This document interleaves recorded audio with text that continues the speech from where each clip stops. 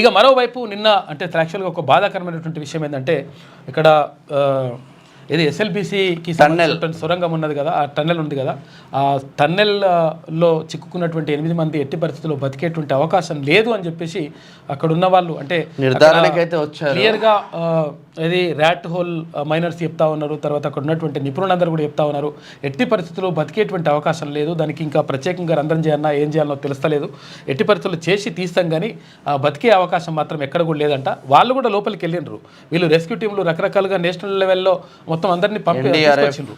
NDRF వాళ్ళు కూడా బృందాలు వచ్చినాయి. ఏదొచ్చినప్పటికీ కానీ లోపలికి వెళ్తే అక్కడ ఆక్సిజన్ అందడం లేదంట, అందడం లేదు, ఇంకా చాలా కష్టంగా ఉన్నది, మేము వెళ్ళడమే కష్టంగా ఉన్నది కాబట్టి అక్కడ లోపల ఉన్న వాళ్ళు బతికేటువంటి పరిస్థితి ఛాన్స్ లేదు అంటున్నారు. ఇట్లా ఉంటే కుంభమేళా నిన్నటితో ముగిసిపోయింది. నిన్న మహాశివరాత్రి అంగరంగ వైభవంగా అన్ని ఆలయాలలో ఇటు వెములవాడ కావచ్చు, ఇక్కడ కీసరగుట్ట కావచ్చు, వేయి స్తంభాల గుడి కావచ్చు, భద్రకాళి టెంపుల్ కావచ్చు, అనేక టెంపుల్లలో అంగరంగ వైభవంగా మహాశివరాత్రి వేడుకలు జరిగాయి. అదేవిధంగా కుంభమేళా ఉత్తరప్రదేశ్లోని ప్రయాగ్రాజ్లో మొదలైన కుంభమేళా నిన్నటితో ముగిసింది. ఇక అక్కడ రాష్ట్ర ప్రభుత్వం చెప్తుంది ఏంటంటే 65 కోట్ల మంది భక్తులు పుణ్యస్నానాలు చేశారు ప్రయాగ్రాజ్లో.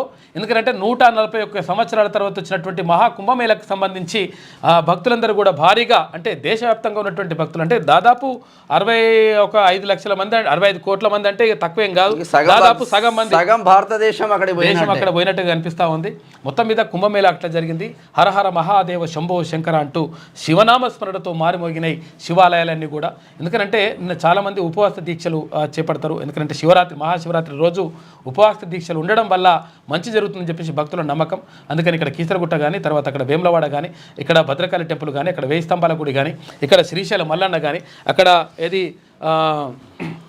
శ్రీకాళహస్తి ఈశ్వరుడు కానీ, మొత్తం కూడా శివాలయాలన్నీ కూడా భక్తులతో కిటకిటలాడినటువంటి పరిస్థితి కనిపించింది.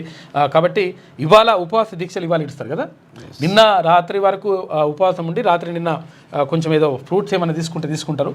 ఆ తర్వాత ఇప్పుడు ఇవాళ ఏదైనా తినేది ఉంటే, భోజనం చేసేది ఉంటే ఇవాళ పొద్దున చేస్తారు. ఉపవాస దీక్షలు ఇవాళ ముగుస్తాయి. ఇంకా చాలా విషయాలు ఉన్నాయి, మనం మాట్లాడుకుందాం.